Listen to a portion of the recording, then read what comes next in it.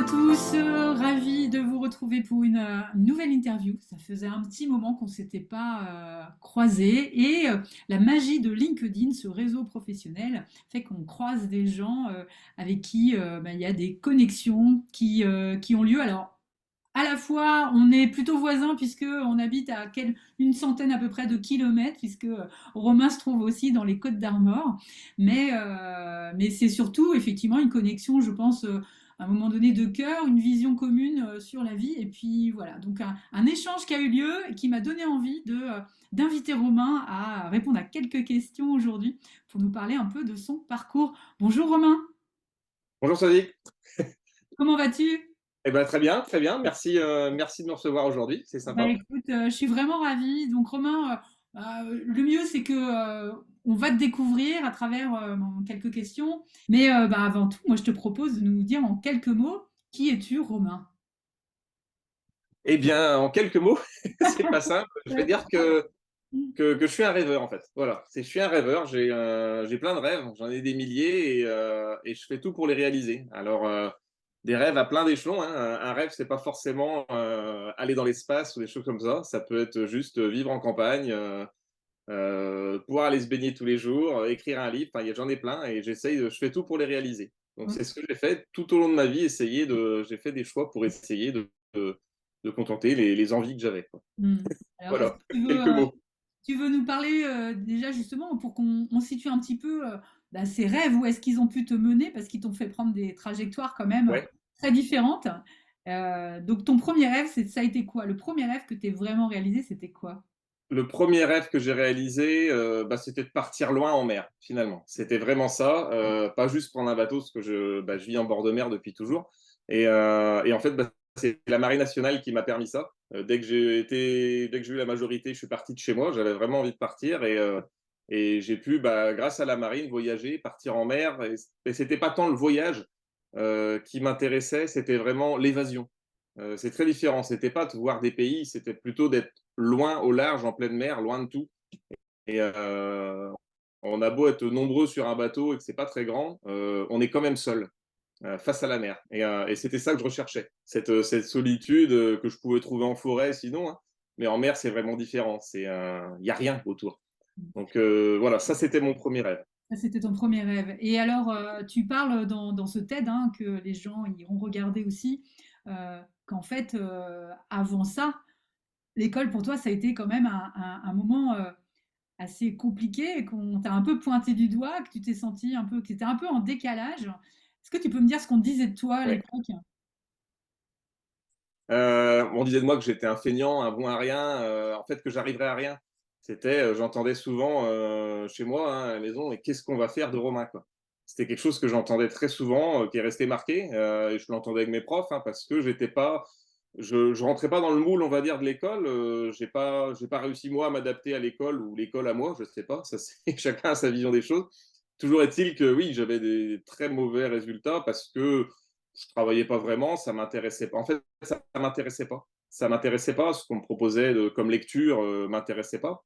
Et pourtant, je suis un très grand lecteur aujourd'hui, hein, mais parce que j'ai pu trouver des lectures qui me plaisaient. Et donc oui, l'école, ça a été assez catastrophique sur la fin. Et donc ouais, ça a été compliqué. Ça a quand même été compliqué, ouais. Après, à vivre, c'est plus après, finalement. Quand on est jeune, on se rend pas trop compte des remarques qu'on nous fait, même si inconsciemment, je pense que ça nous touche. Mais c'est plus quand on devient adulte qu'on se réalise que finalement, ce qui s'est passé dans notre jeunesse, ça nous a marqué plus qu'on ne le croyait. Ouais. Alors C'est un petit peu justement, ça. tu sais que notre construction identitaire, elle a vraiment énormément de poids dans la façon dont on va aborder l'existence.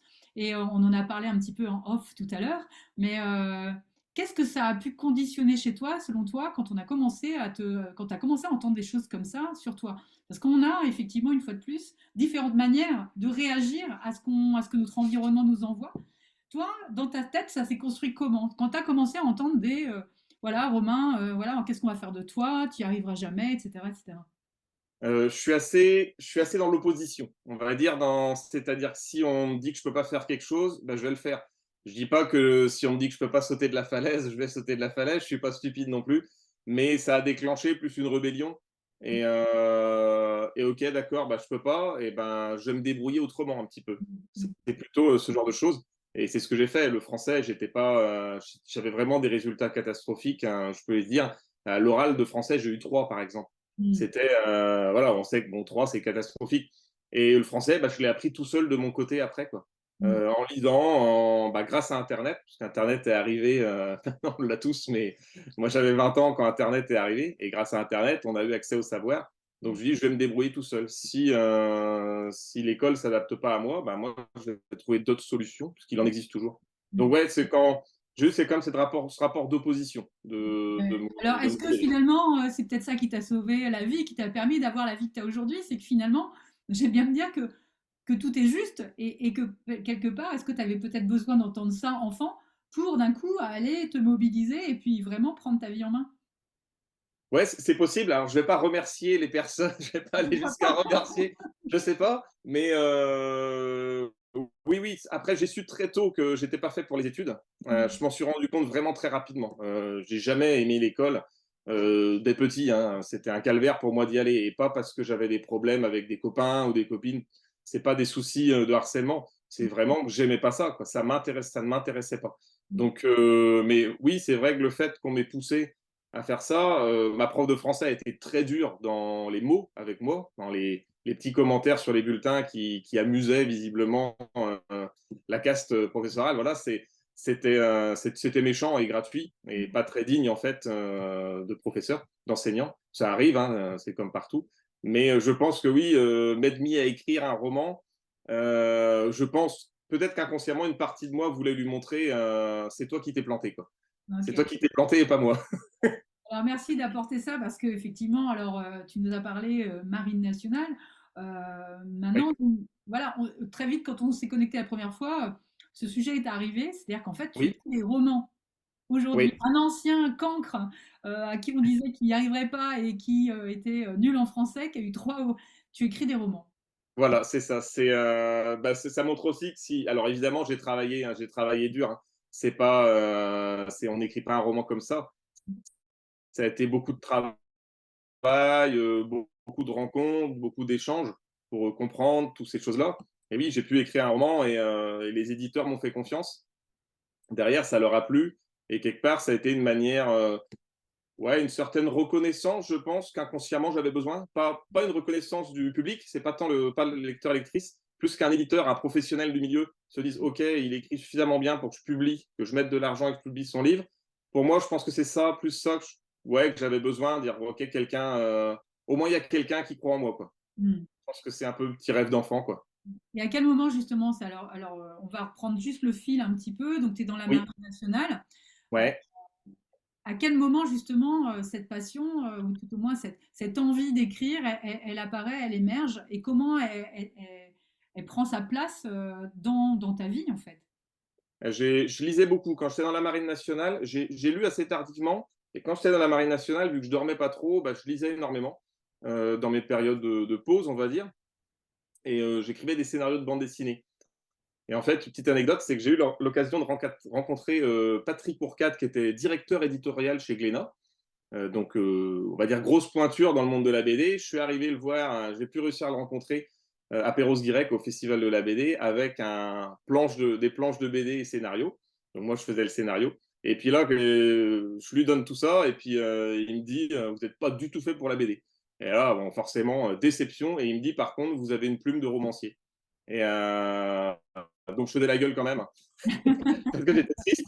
Mais ça a mûri dans ma tête. Et puis une copine, une collègue de la marine, Laetitia, je me souviens, Laetitia Taboré, et qui m'a dit, tu devrais écrire un roman, vas-y, quoi, lance-toi. Et puis, bah, je me suis lancé comme ça. Et bah, le premier tome, il y a 800 pages qui sont sorties. Enfin, tout est sorti, quoi. Ça a été vraiment un exutoire. J'ai tout balancé. Et puis, une fois retravaillé, voilà, ça s'est édité. Donc voilà le chemin en fait qui a permis un peu Et donc voilà. donc la Marine nationale, à quel moment tu as quitté Ah alors? oui, du coup, ah oui, à quel moment? Du coup, c'est au bout de 5 ans. Au bout de D'accord, 5 ans dans la marine, c'est là que j'ai commencé à écrire.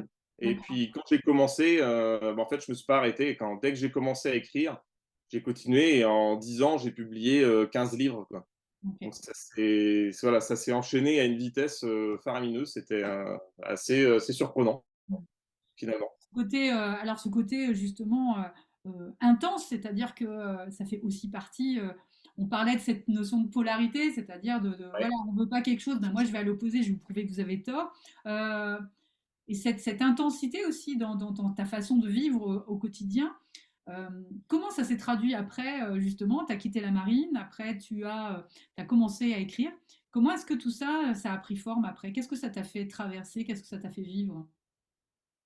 Bah, c'est comme dit sur les polarités, j'ai toujours été dans l'excès. Donc quand je me suis mis à écrire, bah, j'écrivais à fond, quoi. Et c'est vrai que, bah oui, avec le recul, publier 15 livres en 10 ans, oui, c'est beaucoup. On sait que c'est beaucoup. Ça ne veut pas dire que c'est 15 bons livres, mais Mmh. dans tous les cas, c'est excessif, on va dire. Et toujours été comme ça. Donc quand j'ai quitté la marine, j'ai continué. Je me suis lancé cette fois-ci sur l'agence de communication que j'ai créée, sur les formations en storytelling, du coup, pour utiliser ce que je faisais. Et pareil, je m'y suis lancé bah, à fond encore, quoi. C'était toujours dans cet excès, quoi. Si je le fais à fond. Mmh. Donc, et c'est vrai que l'écriture m'a beaucoup aidé quand même pour traverser toutes ces choses. Parce que je pense que, à mon avis, je ne veux pas m'avancer, mais je pense que toutes les personnes qui écrivent vivent ça quand même comme un exutoire. Elles aiment verser c'est leur haine un petit peu de la société qu'elles peuvent voir, quel que soit le livre, leur amour de la société aussi. Ouais, mais on met une grosse partie de nous-mêmes dans chaque écrit, quoi. Alors toi, qu'est-ce que tu mets dans tes écrits? Qu'est-ce que ça te permet d'exprimer, justement? J'exprime beaucoup. En fait, beaucoup de mes romans sont axés sur l'injustice. Mmh. C'est quelque chose c'est pas qui me tient à cœur, c'est quelque chose qui me révolte tellement. L'injustice qui aujourd'hui, c'est assez bateau hein, de dire ça. L'injustice, je suis Quand on contre est la France, guerre. là, tu sais. Je suis contre la guerre, oui, évidemment que tu es contre la guerre, mais moi, c'est quelque chose qui me ronge, en fait, quoi. Ça, c'est quelque chose qui me ronge au quotidien. La moindre injustice de l'enfant à l'école qui est un peu mis de côté parce qu'il est moins malin que les autres, peut-être, ou moins adapté, Mmh. de tout ce qu'on peut voir, de la toute petite injustice aux très grosses qu'on vit au quotidien dans les médias. Mais elle me touche à chaque fois, je me les prends comme je suis une éponge. Oui. Donc, la moindre petite injustice, je la vis presque comme si ça me touchait moi ou si j'étais concerné, même si je ne le suis pas Mmh. systématiquement. Donc, mais c'est quelque chose le monde n'est pas juste aujourd'hui, je trouve. Mais bon, un monde, voilà, il n'y a pas de monde idéal. Mmh. Mais je trouve que le monde n'est pas juste et c'est ce que j'essaye Mmh. de mettre un peu dans mes livres, quoi. Alors comment on fait justement pour revenir à cette notion de, de, de polarité, de 0-1, le mode un peu binaire, hein, comme je dis, les gens qui Ouais. fonctionnent en mode binaire, hein, soit c'est 0, soit c'est 1, mais c'est pas au milieu, quoi. Je veux dire, je fais pas les choses à moitié, j'y vais à fond. Comment tu fais face à ça? Parce que j'imagine que ça peut être parfois assez limitant. Alors c'est quoi la force de ce fonctionnement déjà, pour toi? La force, clairement, c'est que ça me permet de faire des choses et de prendre des décisions que les autres ne prendront pas. Mm. J'ai eu dans ma vie à prendre des décisions importantes, très dures, très directes et très impactantes sur ma vie. Et ça m'a pris 5 secondes pour les prendre, ces décisions. Je ne me posais pas la question, je dis, je sais que c'est ça la meilleure décision, même si ça va être très compliqué, cette décision, je la prends et je m'y tiens. Donc c'est vraiment le gros avantage, c'est que ce côté binaire, on va dire, quand on est dans l'extrême, bah, c'est une forme de détermination finalement qui est peut-être un peu plus poussée que chez d'autres personnes. Et on arrive à faire certaines choses justement, quoi, parce que qui sont extrêmes. Mm. Maintenant, ça aussi, Alors justement, et alors ça c'est le côté fort, je vois bien moi, hein, ce côté, effectivement, tu tergiverses pas, il y a une forme d'intuition qui est cachée derrière ça, non? Il y a une capacité quand même ouais, à on sent, on sent, connecter. on sent que c'est la bonne décision. En fait, ça va très vite dans la tête, c'est qu'on sent que c'est la bonne décision. On sent Ouais. que c'est cette décision-là qu'il faut prendre. Pour les autres personnes, justement, ne comprennent pas ce type de décision. Enfin, certaines personnes ne comprennent pas ce qu'on dit, tu prends tes choix beaucoup trop vite, prends le temps de réfléchir. Oui, mais non, je sais que c'est la bonne décision, j'y vais, quoi. Ouais. Parce que c'est mon fonctionnement. Mais ça a aussi le revers de la médaille, c'est qu'on peut, Ah. on peut se tromper également Ouais. et que justement certaines personnes ne comprennent pas ce type de décision et Mm. vont s'y opposer parce que ils voient bah, la décision est prise beaucoup trop vite. Mm. Prends le temps de réfléchir, repose-toi un peu, ne Mm. réagis pas à chaud. C'est des choses que j'ai souvent entendues. Alors ma femme m'aide beaucoup. Hein. Alors C'est justement, comment on fait quand on a voilà, ce côté très instinctif. J'ai pas envie de dire impulsif parce qu'on sent qu'il y a d'abord c'est plus de l'instinct que de Ouais, l'impulsif. Et en même oui. temps, cette notion, bah, je tranche quoi. Je vais pas rester entre guillemets le cul entre deux chaises. J'y vais ou j'y vais pas, mais il faut que la décision elle soit prise rapidement. Comment on fait pour tempérer ça justement? Parce que quand c'est des décisions qui te concernent toi tout seul, c'est ok, mais j'imagine que quand d'autres personnes sont impliquées dans la décision, Ouais. c'est pas si simple. Donc comment est-ce que tu réussis toi à Et gérer ça? honnêtement, c'est pas moi qui réussis. J'ai une femme qui est assez exceptionnelle et c'est elle, en fait. C'est elle la clé de tout ça. Elle et mes filles, en fait, sont elles les clés. Si j'étais seul, je pense que toutes mes décisions seraient extrêmes dans tous les sens et honnêtement, je pense que j'aurais vraiment beaucoup de mal à nuancer. Et Mm. en fait, ma femme me comprend et elle me permet de nuancer. Limite, elle a des mots-clés qu'elle me balance quand elle voit que je vais être dans les extrêmes. Quand on a rigolé, on a vu ça dans un film, Ramusqué. Je ne sais plus ce que c'était comme film. Mon beau-père et moi, je crois. Et ouais, lui balancer un mot pour dire, ça veut dire calme-toi. Un mot que seuls eux comprenaient. Bah, c'est un petit peu ça. Elle voit quand je pars en extrême et je décèle tout de suite, je vois chez elle. Ok, si elle me dit ça, elle me connaît, c'est que voilà, elle voit vraiment que là, je vais beaucoup trop vite Mm. et qu'il faut que je me tempère. Et Mm. voilà, et c'est vrai que c'est clairement elle qui me permet d'avoir ces nuances de gris. Et Et quand je elle n'est pense pas que là, alors tu fais comment?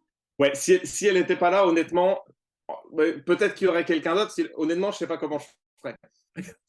Ce serait la panique. Ouais. Mais j'ai eu rencontré des gens au cours de ma vie, que ce soit dans le milieu littéraire, dans l'aïkido, dans plein de domaines, qui ont vu ça, ont vu cette caractéristique chez moi être assez extrême et binaire, et qui justement ont su à chaque fois amener par des paroles bienveillantes et des choses ciblées. En fait, c'était des gens suffisamment intelligents et brillants pour ne pas juger, parce que c'est très compliqué finalement de ne pas juger quelqu'un qui prend une décision extrême d'un coup.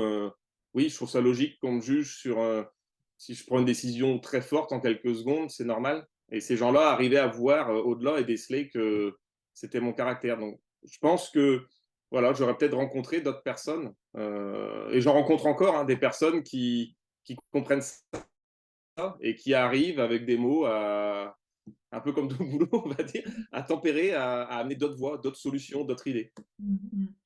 Tu C'est un petit peu ça, ouais. as parlé de ce côté un peu rebelle, hein, et en même temps, ça c'est en partie des choses que j'avais relevées aussi, c'est que bah, tu as été quand même dans la Marine nationale, c'est-à-dire dans un cadre, et c'est vrai qu'on a du mal Ouais. à imaginer qu'est-ce qui fait que quelqu'un qui est dans cette rébellion, donc, et tu l'as dit toi-même, à l'école j'étais en dehors des clous, j'étais pas dans les cases.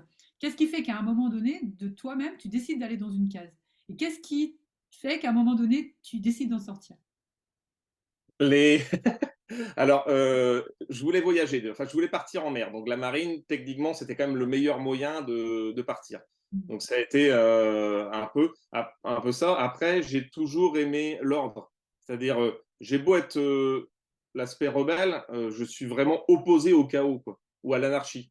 L'ordre dans le sens respect des autres, c'est vraiment ça. C'est pas l'ordre dans le sens dictature, c'est l'ordre dans le sens respect des autres. Si on se respecte tous mutuellement, pour moi, c'est ça l'ordre. Et j'avoue que l'armée a bien des défauts, mais elle a quand même ce côté ordre dans le sens respect des autres et notion d'équipage qu'on retrouve vraiment où on est tous dans le même bateau.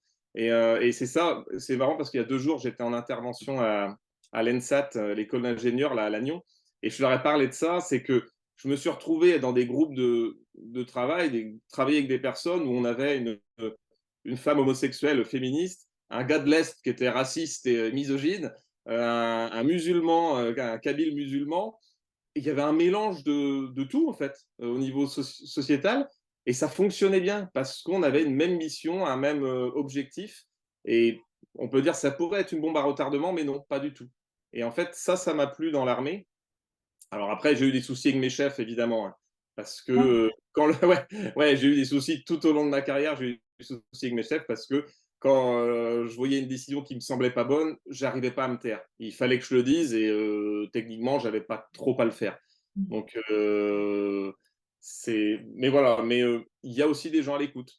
Mm. Je me souviens d'un amiral que j'avais rencontré, donc gros, gros étoilé, c'était chef d'état-major de la marine.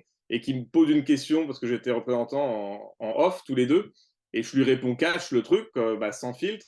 Et il m'a dit, eh ben, ça fait du bien parce que moi, on me dit jamais rien. Dans le sens où il dit, à cause de mes galons, personne ne me dit jamais les choses. Parce qu'ils ont peur de la réaction et on sent bien le côté breton têtu. Vous m'avez balancé le truc. Et du coup, voilà, parfois, il y a aussi ce genre de choses. Donc, ça, c'était le côté bien de l'armée. Après, je l'ai quitté parce que, en fait, plus je vieillissais, on va dire, donc plus je gagnais en expérience dans l'armée, plus je mettais en avant les problèmes. Je voyais les soucis qu'il y avait et je les pointais du doigt et ça devenait très compliqué avec mes chefs, en fait. C'est ça qui m'a fait quitter l'armée. C'était une opposition trop, enfin, permanente et du coup, c'était plus vivable pour moi de continuer comme ça. On parlait tout à l'heure de cette notion d'intensité, hein, dans ta vie, dans tes choix, dans ta façon de traverser ce que tu fais. Tu me montrais tes 2 thermos de thé que toi, tu bois pas, une tasse, tu bois 2 thermos Non, de thé. C'est, ouais. qu'est-ce que tu recherches à travers ce fonctionnement d'intensité, en fait? Qu'est-ce que ça t'a où est-ce que ça t'a amené de rechercher cette intensité? Qu'est-ce que tu cherches à vivre, en fait? Je pense que j'ai vraiment besoin de vivre les choses pleinement. En fait, je peux pas me contenter. Je sais me contenter de ce que j'ai, c'est-à-dire j'ai pas besoin. Je cherche pas beaucoup d'argent ni une grosse voiture. J'ai pas ce genre de besoin, mais j'ai quand même besoin de vivre pleinement les choses, aussi futiles soient-elles finalement, comme du thé, boire beaucoup de thé. Mais ces choses m'ont amené finalement ma famille, hein, clairement. Hein. C'est ma femme quand je l'ai rencontrée. On va dire que j'étais comme beaucoup de gars à l'époque, je papillonnais, j'étais jeune. Quand j'ai rencontré ma femme, le lendemain, enfin sur l'instant même, et le lendemain, je sais que j'ai tout plaqué au niveau de ma famille, ça a été très compliqué. Je me suis pas rendu à un gros rendez-vous important de famille parce que j'ai dit j'ai trouvé la bonne quoi. Point. Dis donc, je me suis fait défoncer forcément parce que je devais me rendre à un repas de famille très important. Et j'ai dit non, non, non, je reste avec elle. Donc, et en fait, ce caractère rebelle m'a permis de dire clairement, non, je sais que c'est la bonne et allez vous faire foutre finalement. Mmh Et puis, mh. voilà, c'est 20 ans après, c'est ma femme, la mère de mes enfants. Donc, c'est ça que ça m'apporte au quotidien, finalement, toutes ces décisions. Même si je me plante, Mmh. j'apprends. Mmh. Ce serait quoi la croyance, tu sais, on en parlait tout à l'heure aussi, hein, que finalement nos pensées conditionnent nos comportements aussi et nos choix. Ce serait quoi la croyance qui est cachée derrière ce comportement de vouloir vivre intensément? Qu'est-ce que la vie, c'est quoi pour toi finalement? La vie, pour moi, c'est profiter, faire ce qu'on veut, quoi. Tant que ça ne nuit pas aux autres, c'est toujours pareil. Cette notion de ne pas nuire aux autres, c'est super important. Mmh. Mais de faire ce qu'on a envie de faire, quoi. De pas écouter les gens qui vous disent non, tu peux pas le faire parce que eux n'ont pas réussi ou qu'ils n'ont pas osé. Non, si on a envie de faire les choses, on peut les faire. Je sais qu'il y a pas longtemps, on m'a posé une question et j'ai dit, si je devais mourir aujourd'hui, Ouais. ouais, c'est pas grave. Enfin, c'est pas grave. Ce serait triste parce que mes filles sont trop jeunes, en fait. Donc, ce serait un problème pour ça. Mmh. Mais à mon niveau, je dirais, moi, j'ai connu le grand amour. J'ai toujours fait ce que je voulais faire intensément. J'ai Mmh. aucun regret, quoi. Mmh. Donc, ouais, ce serait comme ça me ferait chier. Ouais, c'est pas grave parce que j'ai vécu pleinement tout ce que je faisais. Genre, Mmh. et donc, c'est vraiment ça. C'est de pas écouter de pas trop écouter finalement tout ce qu'on nous dit, quoi. Et Mmh. de s'écouter, comme tu en parlais aussi, hein, s'écouter soi-même Mmh. et dire qu'est-ce qu'on a envie de faire réellement, quoi. Mais pour de vrai, une vraie réflexion, pas un message Facebook, quoi. Enfin, tu vois ce que je Ouais, ouais. Derrière tout ça, moi j'aime bien toujours relier aussi nos choix, même si c'est pas forcément des choses qu'on fait de façon consciente, mais à qu'est-ce qui va donner du sens à ma vie en fait. Toi, qu'est-ce qui pourrait, pour toi, qu'est-ce qui donne du sens à ta vie? À quoi tu as envie de contribuer finalement? Tu m'as parlé d'injustice, tu m'as parlé de plein de choses. C'est si demain tu devais partir, justement, tu le dis toi-même, si je dois mourir demain, je ne veux pas avoir de regrets. Mais c'est quoi la trace que tu as envie de laisser? T'as envie d'être ah, quoi bah, exactement? ah ouais, ouais, parce que c'est vrai, c'est un peu un gros problème de l'humanité, c'est de se dire quand on part, laisser une trace. C'est un peu pour ça qu'on a des sépultures, hein, on n'en aurait pas sinon, c'est qu'on a peur qu'on nous oublie. Et Alors l'idée, c'est pas tant de c'est de quoi je serais fière finalement. Je serais D'accord. fière d'avoir réalisé quoi? C'est plus la trace dans le sens où j'ai eu un impact à un moment donné sur quelque chose euh, qui est pour moi hyper important parce que voilà, je laisse quelque chose de positif et j'ai fait grandir peut-être le monde à mon échelle, bien évidemment. Hein. Ça veut pas dire que tu deviens Mère Teresa ou Ouais, bien sûr, ouais. mais c'est à un moment donné, c'est à quel moment je me sens vraiment utile au monde finalement dans ce que je fais ou dans ce que je suis. Euh, alors, il y a deux choses vraiment qui sont complètement différentes. Au niveau des romans, j'ai écrit des livres pour apprendre à écrire un roman. Mm, Et j'ai eu des retours de personnes qui me contactaient pour me remercier parce qu'ils galéraient pour écrire un roman. C'était leur rêve, mais ils n'y arrivaient pas. Et mm, en lisant mes bouquins, bah, ils ont réussi à écrire un roman. mm, Et tu écris aussi, donc tu sais de quoi je parle. Donc c'est vrai que quand on réussit à écrire un roman, c'est tellement jouissif, tellement plein d'émotions. Je me dis que ces personnes-là ont pu ressentir ça parce que bah, je les ai aidés un petit peu. Pour moi, c'est énorme. Quoi. mm, Et l'autre point, bah, c'est mes filles. mm. Mes filles, elles ont là actuellement, elles ont 12 et 16 ans bientôt. Et bah, je vois qu'elles ont de vraies valeurs. Évidemment, c'est une partie d'elles, mais aussi une partie de l'éducation que je leur ai donnée. Et je vois qu'elles sont soucieuses du bien-être des autres.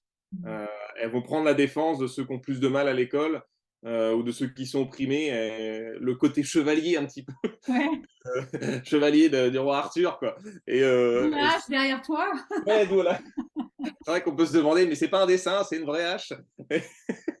Et c'est vrai qu'elles ont ce côté-là de vraiment faire attention aux autres et l'entraide. Et bah ça, c'est une part d'elle et une part d'éducation. Et du coup, je suis assez fier que, bah, avec mon épouse, on ait réussi à leur inculquer ce type de valeurs parce que bah, il y a de fortes chances que ça en fasse des belles personnes quand elles vont être plus grandes, quoi. Mm, mm.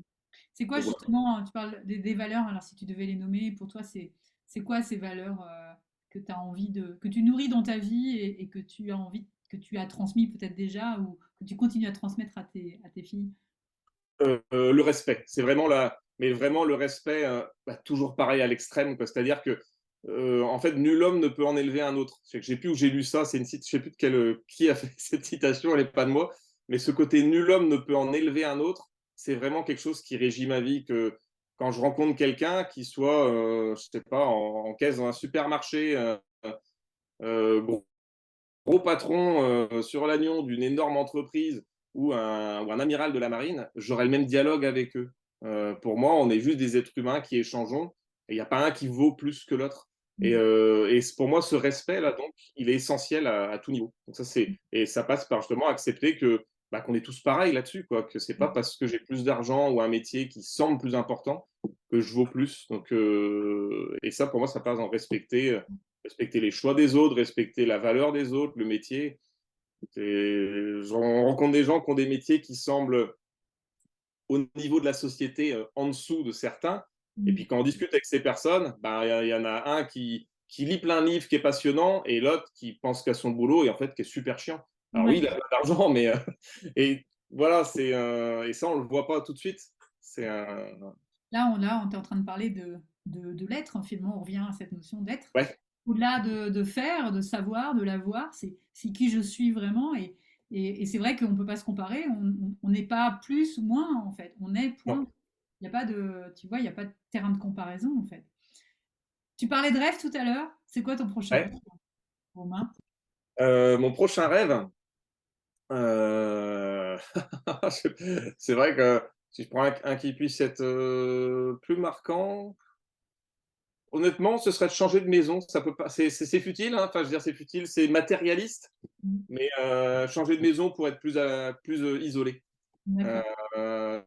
j'ai besoin, alors ça, je suis bien où je suis, mais j'ai besoin d'isolement. Et j'ai de la chance encore d'avoir une femme qui accepte ça et qui le comprend. Donc c'est vrai que ce serait un rêve, après, un rêve moins matérialiste.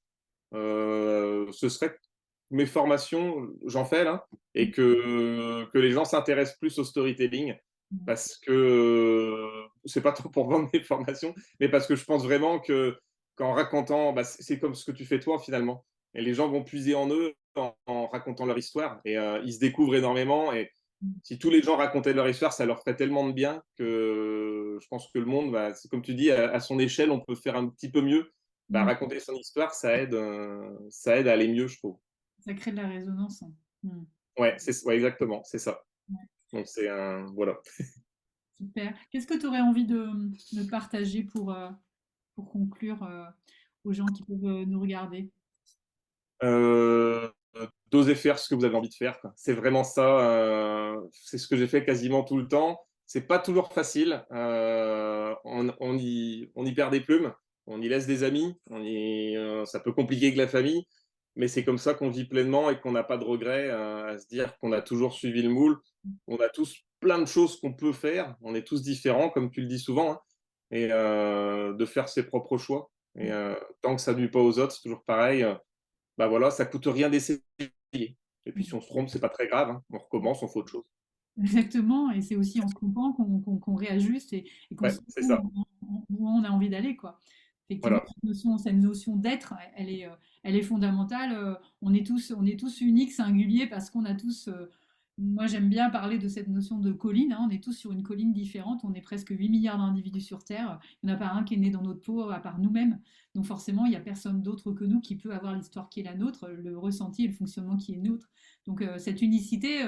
C'est vrai que si chacun était en contact avec cette unicité, bah, il se permettrait aussi de se dire, bah, il arrêterait de courir après est-ce que j'ai vraiment de la valeur et d'attendre l'assentiment des uns des autres.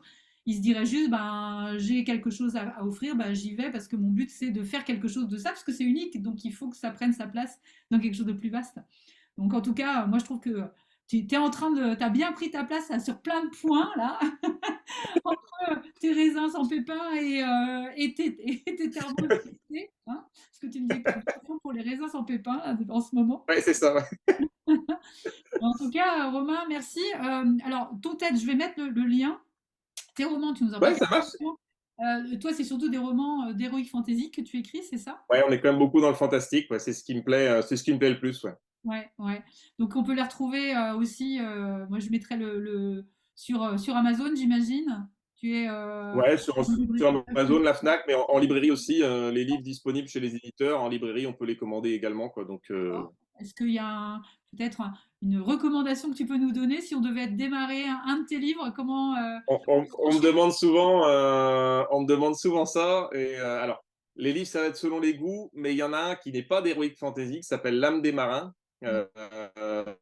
C'est un que celui-là pour le coup que j'ai édité tout seul et c'est le plus intimiste. Celui-là, c'est vraiment une histoire, c'est plus intimiste. C'est vraiment une histoire, une tranche de vie. On n'est pas dans le côté caractère fantastique où on en met plein.